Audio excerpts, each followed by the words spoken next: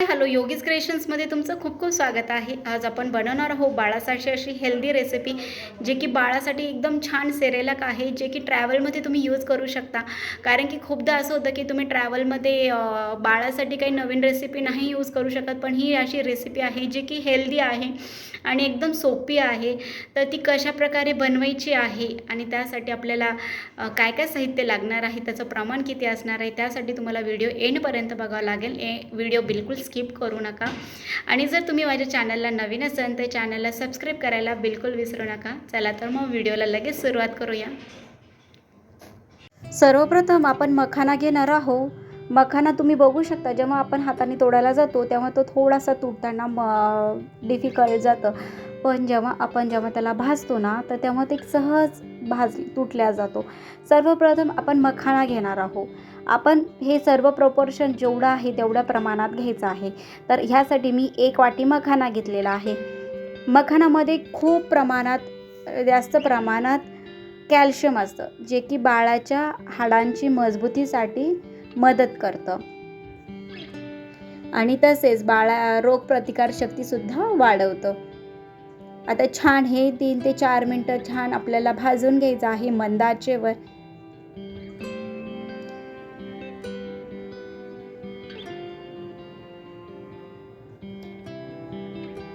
आता जेव्हा तुम्ही 2 बोटामध्ये जेव्हा तोडायला जाता तर सहज असं तुटल्या जातं. बघू शकता. आता ह्यानंतर घेणार आहोत आपण 1 वाटी ओट्स. ओट्समध्ये जास्त प्रमाणात फायबर्स असतात. त्याच्यामुळे काय होतं की बाळाची पचनसंस्था ही चांगली होते. आणि ह्या ओट्समध्ये कॅल्शियम आणि इतर खनिजे सुद्धा असतात, जे की बाळाच्या हाडं मजबूत करण्यासाठी मदत करतात. आता हे सुद्धा आपल्याला मंद आचेवर 3 ते 4 मिनिटं छान भाजून घ्यायचं आहे.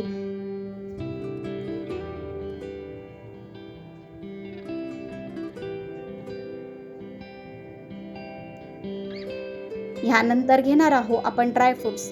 तर ह्यामध्ये मी 3 ते 4 असे मी वॉलनट्स घेतलेले आहे. त्याच्यानंतर मी कॅशू, आल्मंड आणि फुटाणे घेतलेला आहे. जसं की काजू मी 10 घेतलेला आहे, बदाम 10 घेतलेला आहे आणि वॉलनट्स मी 3 ते 4 घेतलेला आहे आणि फुटाणे अर्धी वाटीपेक्षा कमी घेतलेला आहे. तुम्हाला जर फुटाणे जास्त प्रमाणात टाकायचे असेल तर तुम्ही टाकू शकता. त्याचं काही म्हणजे थोडंसं अर्धी वाटी घ्यायला पाहिजे. जर आपण 1 वाटी मखाना घेतला तर अर्धी वाटी आपण फुटाणे घ्यायला पाहिजे. फुटाण्यामध्ये काय असतं की फायबर रिच आहेत, हे जे पचन करण्यासाठी मदत करते आणि तसंच फुटाण्यांमध्ये कॅल्शियम असतं, जे हाडांना बळकटी देण्याचं काम करतं. ड्रायफ्रूट्समध्ये काय असतं की अँटीऑक्सिडंट भरपूर प्रमाणात असतं, की जे शरीराला ऊर्जा देण्यासाठी मदत करतं. आता आपण जे भाजून घेतलं आहे ते मिक्सरमध्ये आपण बारीक करून घेणार आहोत. आता मी मुरमुरे स्किप केले होते, जे की मी भाजताना दाखवले गेले नाही आहे. तर 1 वाटी मी मुरमुरे ते सुद्धा मी 3 ते 4 मिनिट असं भाजून घेतलेलं आहे. आता हे सगळं आपण मिक्सरमध्ये बारीक करून घेतलेलं आहे. बघू शकता तुम्ही.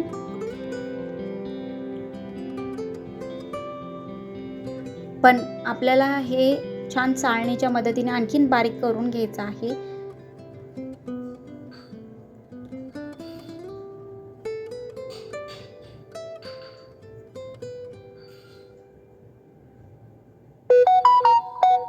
छान आता मी चाळणीच्या मदतीने ते चाळून घेणार आहे, म्हणजे ती आपल्याला बारीक अशी पूड भेटेल आपल्या होम सेरेलॅकची.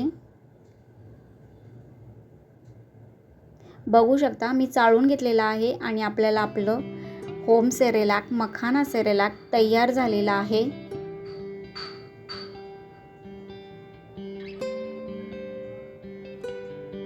बघू शकता.